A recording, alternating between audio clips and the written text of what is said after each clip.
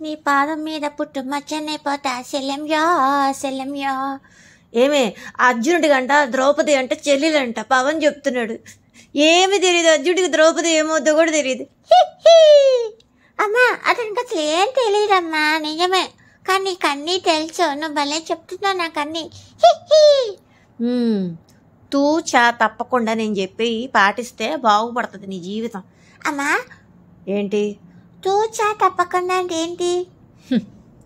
పాదం అంటే ఏంటి? పాదం అంటే పాదం. నీ బొంద. సంస్కృత శ్లోకాల్లో పాదం అంటే ఒక లైను. ఆ లైన్లో ఇన్ని అక్షరాలు మాత్రమే ఉండాలని నియమాలు ఉంటాయి, కొన్ని రూల్స్ ఉంటాయి.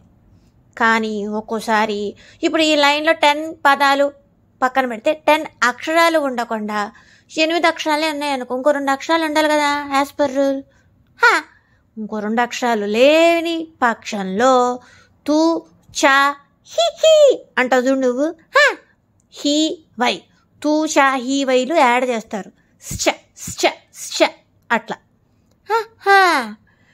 సంస్కృతం నుంచి తెలుగులో అనువాదం చేస్తున్నప్పుడు తూ చా ఇలాంటివి కూడా యాడ్ చేసి ఆ అర్థాన్ని కరెక్ట్గా యాజ్ ఇట్ ఈజ్గా దించేస్తారు. సో ఆ లైన్లో ఫస్ట్ ఆఫ్ ఆల్ 10 అక్షరాలు ఉండాలి, కానీ 8 ఉన్నాయి అనుకుందాం. ఇంకో 2 అక్షరాలు తక్కువైతే తూ చా హి వై అనే అక్షరాలు కలిపేవాళ్ళు. ఆ సంస్కృత శ్లోకాలు లైన్ ఎన్నో ఒక పద్యం ఉంటుంది, పద్యానికి ఇన్ని లైన్లు ఉంటాయి, ప్రతి లైన్కి ఒక నియమం ఉంటుంది.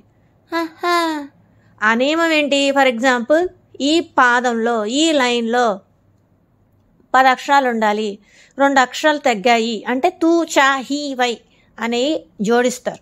ఈ సంస్కృత పాదాలు ఫర్ ఎగ్జాంపుల్ ఒక పద్యమైనా తీసుకో, ఒక లైన్ అయినా పాదమైనా తీసుకో, ఇవి తెలుగులో ట్రాన్స్లేట్ చేసినప్పుడు తూ చా ఈ కూడా మిస్ చేయకుండా తూ చా తప్పకుండా వాడేవాళ్ళు ట్రాన్స్లేట్ చేస్తున్నప్పుడు, అర్థం కూడా మారకుండా. అలా తూచా తప్పకుండా అనేది వచ్చింది. అంటే సగం సగం పనులు చేయి, మాకు మీనింగ్ వచ్చేలాగా అర్థం వచ్చేలాగా చెయ్యాలి. అర్థరహితంగా ఉండకూడదు జీవితం, అర్థరహితంగా ఉపన్యాసాలు ఉండకూడదు, పావు కిలో నాలెడ్జ్తో సగం సగం నాలెడ్జ్తో ఉండకూడదు. తూచా తప్పకుండా పూర్తిగా అవగాహన ఉంటేనే సనాతన ధర్మం గురించి మాట్లాడి అని కూడా అర్థం. మరి తూచా తప్పకుండా ఏం చేస్తావు నువ్వు? పడుకుంటా. పడుకొని లేసాక నీ మాటలు వింటా, పాఠాలు నేర్చుకుంటా, గుణపాఠాలు నేర్చుకుంటా. అది గది తూచా తప్పకుండా నేను చెప్పినవి చెయ్యి. చిన్నో ఏంటి? లడ్డు పవని చూశాక, అతని నీతులు విన్నాక నీకేమనిపిస్తుంది? మైకు పట్టుకొని ఉపన్యాసాలు సన్మన్స్ ఇచ్చాడు అతనా. 2+1 3. పవన్ 3 పెళ్ళిళ్ళ రాజానా. నాకేమనిపిస్తుందంటే చెప్పేవేమో శ్రీరంగ నీతులు, చేసేవేమో గుడి చేటి పనులు అనిపిస్తుంది. అలా అనకూడదే.